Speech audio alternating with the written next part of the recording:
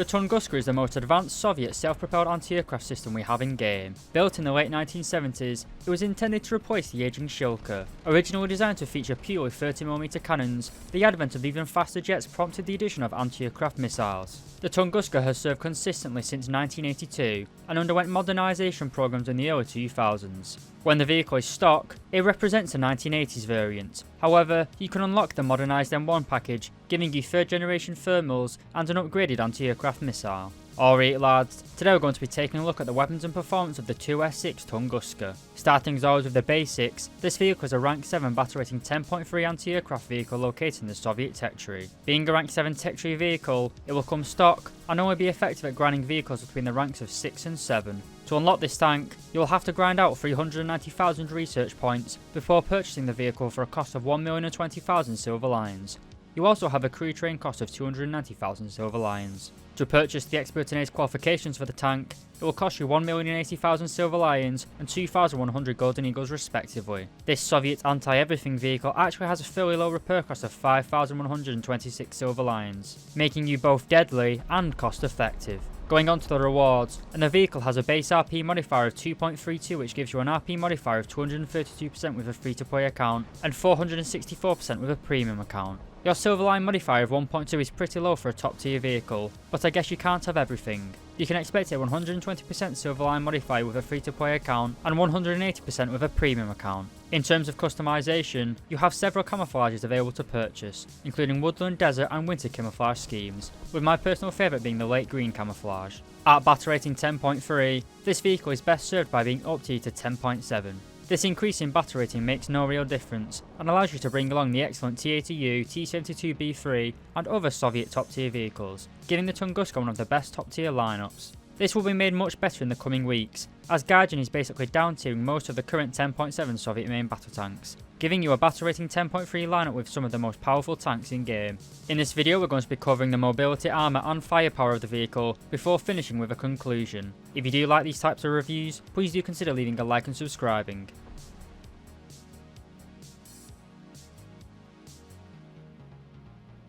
Okay, so starting as always with the engine and performance, and the Tunguska is powered by the CHTZ engine, producing 710 horsepower. Combined with the vehicle's weight of 34.6 tons, this SPAG has a fairly decent power to weight ratio of 20.5 horsepower per ton. For an anti-aircraft vehicle, this is actually pretty good. It is slightly higher than the American ADAT's 20.2 horsepower per ton, and a full 2 horsepower higher per ton than the Italian automatic.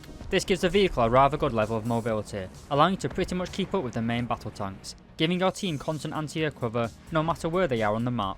Moving on to the transmission, and surprisingly, the vehicle is capable of travelling at a speed of 65 km per hour, both forwards and reverse, finally giving you a Soviet tank able to retreat at more than 10 km per hour. Not that any Soviet army would need to retreat, eh comrade? Another area the Tunguska diverges from popular Soviet design is the inclusion of neutral steering transmission, allowing the tank to rapidly traverse on the spot, making you much more manoeuvrable than the previous SPAA, the Shilka, as well as actually being more manoeuvrable than most top tier Soviet main battle tanks. Overall, the Tunguska is highly mobile for an SPAA. While it is clearly outpaced by main battle tanks, when acting with supporting Soviet MBTs, the speed and mobility of the Tunguska makes it very effective on the battlefield. You can easily support your own tanks, destroying enemy barrels, taking out their rear support, and generally just pissing off NATO players with your rapid firing 30mm cannons.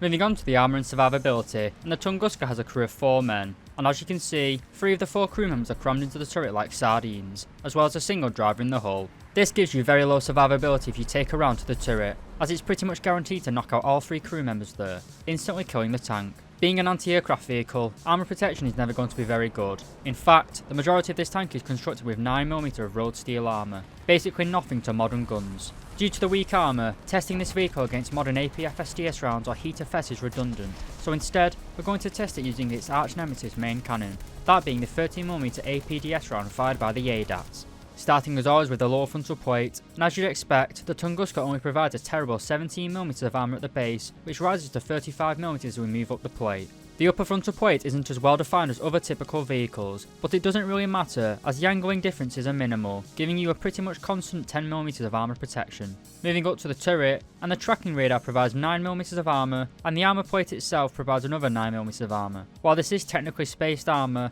a measly 18mm of combined thickness isn't going to stop a shotgun slug, never mind a kinetic energy penetrator. Turning the camera to the side of the vehicle, and you guessed it, more 9mm armour thickness, both along the hull and the turret sides. And finally, the rear of both the hull and the turret also have 9mm of armour protection. Overall, the survivability of the Tunguska is very low. One shot into the tracking radar is pretty much a guaranteed one-shot kill against this vehicle, so if you are facing this tank from the front, put a shot anywhere into the large circular radar dish. But it's not only the large caliber guns that pose a threat to this vehicle. Most autocannon arm tanks can easily penetrate and kill a Tunguska, so while you pose a serious threat to others in this vehicle, you are the literal definition of a glass cannon.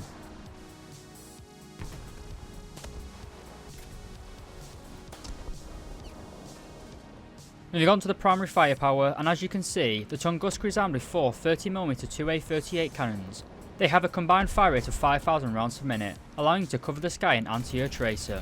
The guns themselves being designed for anti-aircraft work have very good vertical guidance characteristics, being able to elevate up to 85 degrees and depress 9 degrees. Not that I'd recommend it with your weak turret, but you could go hull down in this vehicle if need be. Seeing as this vehicle uses a continuous ammunition belt, there is no need to look at or level up your reloading skill, as it doesn't really make a difference in this vehicle. Moving on to the targeting skill under the gunner section, and we can see that you have a base turret rotation speed of 56 degrees per second, which rises to 80 degrees per second with an ace crew. This is incredibly high, with only the recently introduced Florac grad topping it. Most other SPAs like the ADATs and Automatic only have a targeting speed of 70 degrees per second, giving the Tunguska a slight advantage in close range anti-air operations. Next we move on to the modifications, and I want to point out that this tank doesn't get access to any sort of rangefinding equipment, meaning you will have to rely on your crew to estimate the range to a target. Being an anti-aircraft vehicle, however, this isn't too much of an issue. You also get a very nice field of view in the gunner sight, as well as 3rd generation thermal imaging, handy for spotting players in both tanks and helicopters. On top of this, you'll have a constant 8x zoom, which is more than enough on most engagements, but I would prefer to have a more powerful zoom for those long range helicopter kills. Moving on to the ammunition, and you don't really have a choice in what ammo you use. You have 3 belts of 30mm cannon rounds, but the only thing that changes is the ratio of shells in those belts. You have an armor piercing belt with 2/3 of the rounds being AP, you also have a high explosive belt with 2/3 being high explosive, and finally, the belt I'd recommend is the default stock belt. This is 50% HE and 50% AP, but most importantly, it is a completely free belt. And with the fire rate these cannons have, it's more than possible to dump half your life savings downrange in a few seconds. Due to all 3 of these belts having AP rounds, you are able to penetrate 63mm of armour regardless of which belt you use. This is perfect for ripping through the soft hull sides of NATO main battle tanks. We then have the missiles. You carry 8 of them in total and have access to them when stock, making the Tunguska pretty much just as good at stock when it is fully spaded. Your base missiles are the 9M311s. These have a range of 8 km, travel at a speed of 910 meters per second, and contain a proximity fuse warhead carrying 4.6 kg of TNT.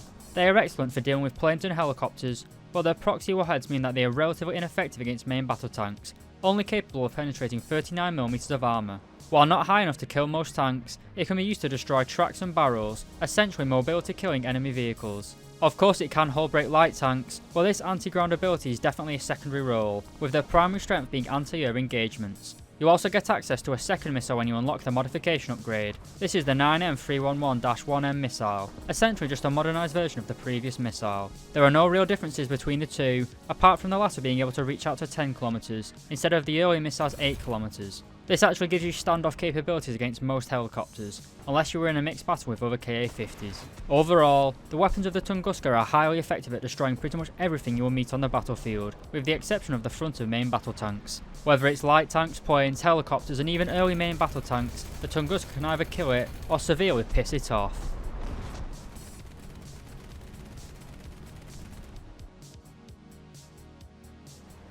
To conclude, the Tunguska is by far the best self-propelled anti-aircraft vehicle in War Thunder. It is insanely powerful against helicopters and jets, and with its rapid-firing 30mm cannons, it can cleave through the sides of enemy tanks and destroy their barrels from the fronts.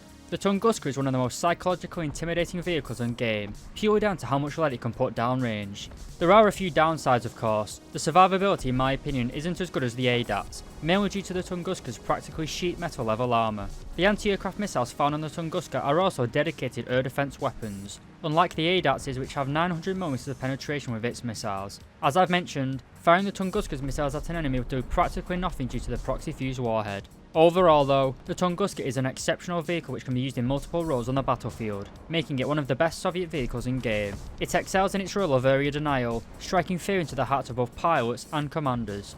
Of course it's a recommend from me. This thing is the current king of air defence. It is to battle rating 10.7 vehicles, what the Gepard is to battle rating 8.7 tanks.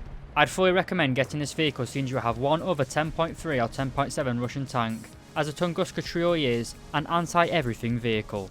It's important to remember, this is just my opinion. What do you guys think of this Soviet shell dispenser? If you have any questions, criticism, positive or negative, or would even like to request a review, then please feel free to leave a comment below. I hope you guys enjoyed this video. If I did my job correctly, hopefully you should have learned something new about this vehicle. If you do enjoy these sorts of videos, please do consider leaving a like and subscribing.